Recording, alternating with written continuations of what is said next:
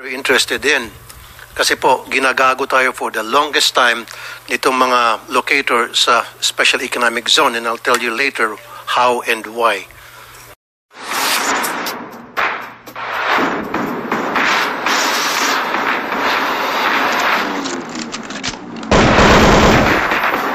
Ang nangyari sa kasong yon.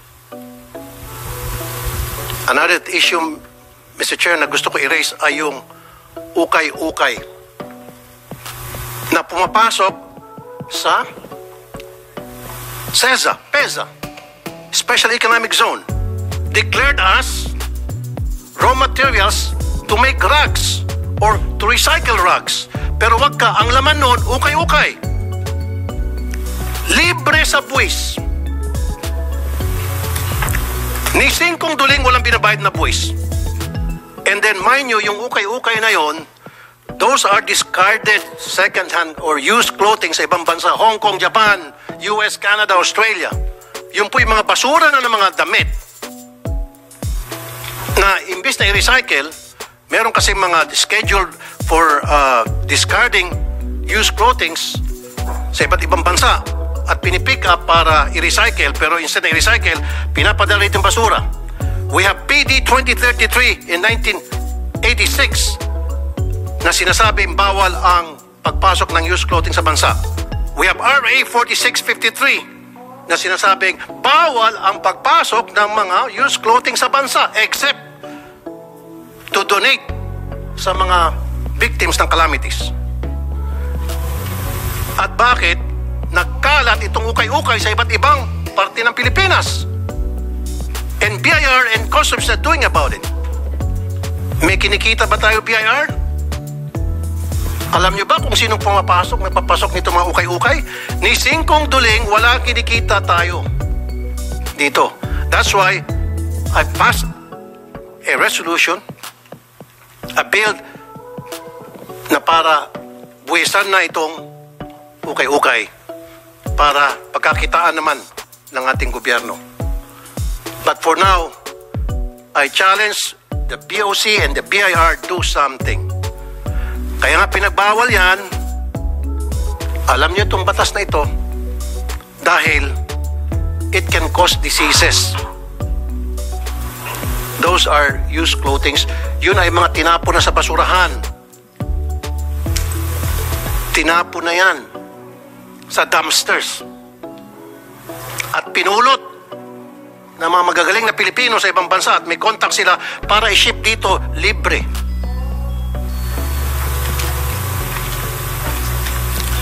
Ito po, Mr. Chair. I need to ask the BIR directly right now.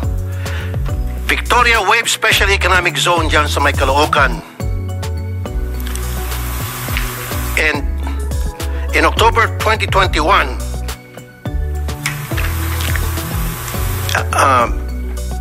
July 13, excuse me, pumunta po yung mga taga-BIR para inspect itong binanggit kong kumpanya dahil sa tattad na violation. Ang tanong, ano na nangyari sa pagbisita ng BIR noong July 13 dito sa company ito, OPMC? Meron ba isang matapang dito? Go ahead, please. Good morning, Senator Rafi. I apologize, Your Honor. We don't have the information right now, but we are already asking the concerned Revenue District Office, which conducted the investigation, to provide us information, and we will provide the committee once the data or information are available. Meron pang isa. Si Commissioner Romeo Lumagul Jr., he was the one who inspected the factories inside the One Subic Premier Manufacturing Corporation. Okay? At marami siyang nakitang tad-tad na violation. What happened to that inspection? Anong naging resulta? Show it to us. Show it to us na hindi moro-moro lang yung ginawa niyang mga inspeksyon. Kasi, Mr. Chair, meron po ako suggest. Siguro it's about time the Congress and the Senate should have an oversight committee na lahat ng LOA na ini-issue ng BIR at Bureau of Customs, kinakailangan monitored natin. Kasi dito sa letter of authority, ang kumikita lamang yung earring officials, yung earring companies na napadala ng LOA at yung agency nag-issue ng LOA. Example, Mr. Chair. Ang deficiency is 1 million. For the sake of argument, lilitan ko lang. 1 million, papadala ng LOA. Magre-report kayo na padala ng LOA. Sasabihin, boss, yung 1 million hindi ko kaya, etc., etc.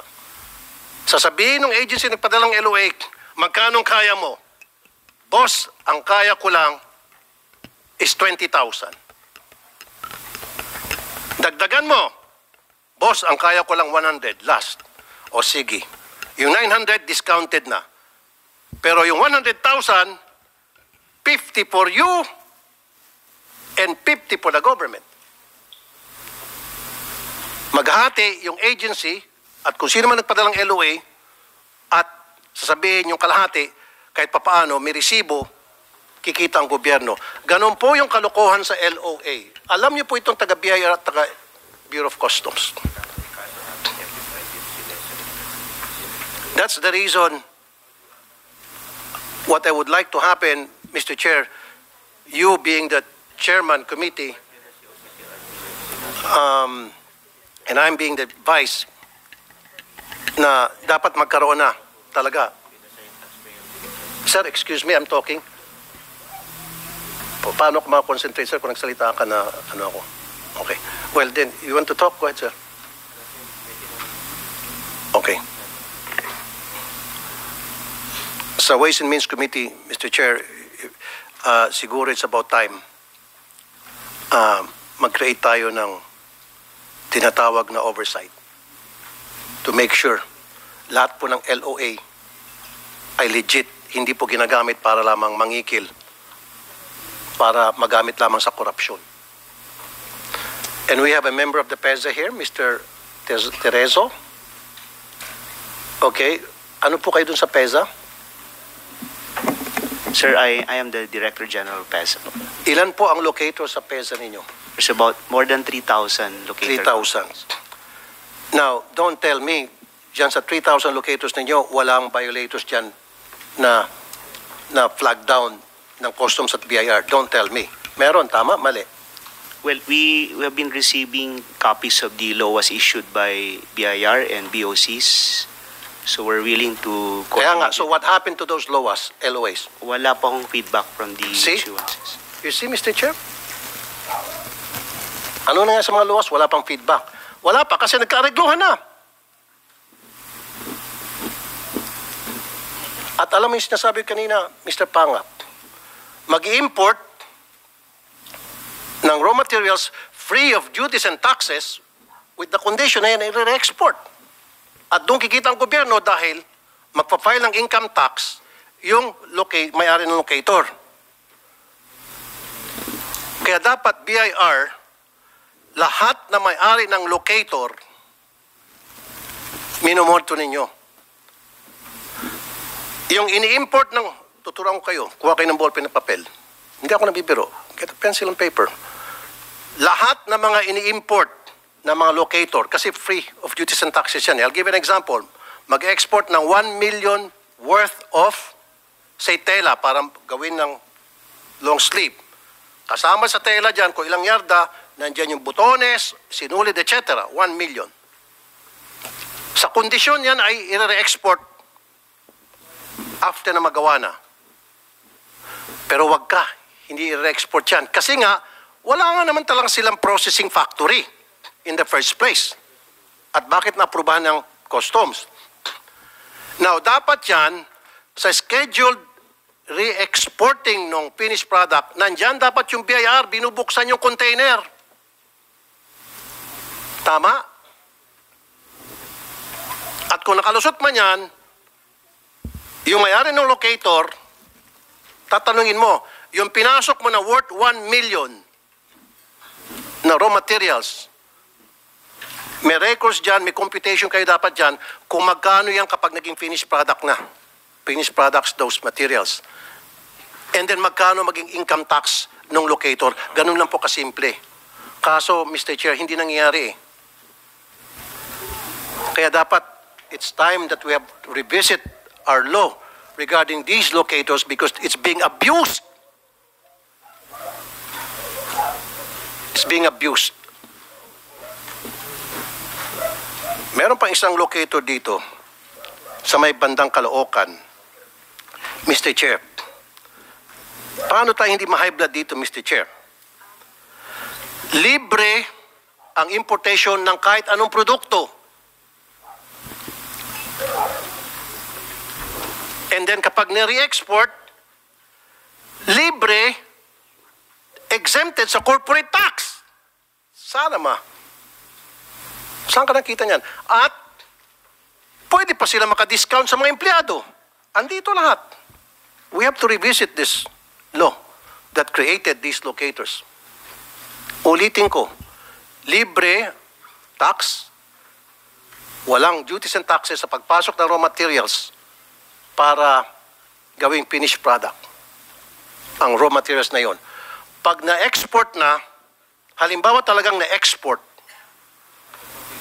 ang kikitain lang sana ng gobyerno sa income tax ng kumpanya na yon. Pero, in-exempt natin yung corporate income tax. And adding insult to injury, pati sa mga empleyado, allowed sila na magkaroon ng discount sa bayad. Pwede sila mag-underpay. Totoo yan. And I have proof. We have to revisit that law. Andito si Attorney Agnes de Venadera. Ma'am, kumusta po dyan sa SBMA? SBMA kayo, tama? Ay, sorry, Clark. Sa Clark tama? po. Sa Clark po.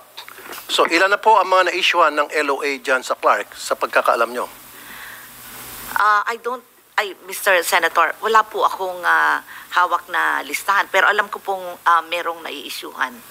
Kaya lang po, hindi po, I have to be very candid na wala po ako nung listahan. Kaya nga, pero di ba dapat, ma'am, pag merong mga na-issuehan ng mga violators dyan, you should be concerned and you should be updated. Para malaman mo kung sino dyan mga hausyaw or mga illegal. And then that's where you have to act. Kung nakita nyo na ito paulit-ulit na issue ng LOA and then something must be wrong with this locator and then I have to cancel his locator permit. Am I right or am I right? Mr. Senator, doon po sa Clark Development Corporation, meron po kaming division, yung TFD na sinasabi namin, and they are in charge of monitoring all the importations of raw materials. Yung po sinasabi nyo, tama po kayo doon. At meron din pong proseso na ginagawa yung aming TFD division para po makita kung ang raw materials na inimport ay naipasok dun sa finished products. Meron pong ganon. And in fact, Mr. Senator, it is, we have on several occasions suspended the authority to operate, Mr. Senator. Okay. Attorney de Venadera, marami sa mga locators nyo dyan sa Clark na wala silang processing factory. Right? You agree? Kasi pag sinabi mo you don't agree with me, then mapapahiya po kay madam. Meron po kaming mga na-monitor na walang operations. At yung pong mga walang operations ay amin pong inaaksyonan na hindi mabigyan ng authority to operate kasi wala pong operations. Salamat at hindi po kayo nagsinungaling. Kaya nga po, ang ibig sabihin, marami mga locators sa Pilipinas, sa different special economic zone, na nabigyan ng permit na hindi dapat sapagkat wala silang processing plant. Kasi ang condition yan, the raw materials are imported free of taxes and duties for you to process it into finished product para ma-re-export at kikita in Pilipinas. Pero how can they process that when they don't have a planta? And alam yan, nyo dyan sa SBMA, alam ng BIR, alam ng Bureau of Customs. Naglulukuhan tayo. We have to stop this. Kailangan mo imbestigahan talaga to, Mr. Chair. Itong mga free special economic zone, dito po, talamak, billions and billions of pesos every year ang nawawala sa gobyerno, andyan sa Special Economic Zone. Ang kumikita lang yung mga smuggler at ilan mga taga-customs at BIR. Mr. Chair, sana po magkaroon pa ng isang hearing na next time patawag po natin ang Bureau of Customs. Last question na lang po sa mga taga-BIR since nandito kayo. Ilan na po ang mga LOA na issue ninyo sa mga locators? How many LOAs? Magkano pong pinakamataas na diferensya? At ano po nangyari doon? I need a list. Mr. Chair, Can you provide us? Senator Rafi, we will include that information po when we submit the requested information next hearing or as soon as possible. As soon as And then we get the information. You should have a list of all the locators in the whole Philippines. Yes, yes, sir. Libo yan. So, ang tanong ko sa'yo, meron ba kayong way para ma-monitor kung ilan itong mga locators na ito, nasaan sila? The investment promotion agencies are mandated to submit the list of locators in their respective jurisdictions. So we can have that list, Your Honor. And then, paano nyo po na-monitor na itong mga locators na ito ay nagbabayad ng buwis? Is there a way for you to monitor that? Yes, sir. They are along with the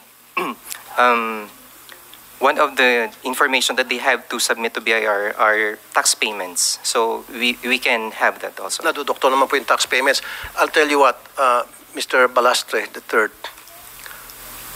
pag sa scheduled exportation nila ng kanilang finished products, alam naman ng Bureau of Customs, puntahan nyo, especially itong mga high-valued, sinasabing raw materials na pinasok ng walang tax na binayad. Yung scheduled exportation nila, puntahan nyo, pabuksan nyo yung container. 10 out of 10, walang laman yung container. Kung meron man, basura. Kaya ang tawag dyan, ghost exportation or paper exportation. Totoo yan.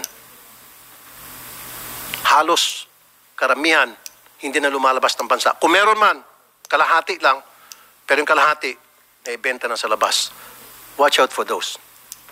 Yan lang po muna, Mr. Chair.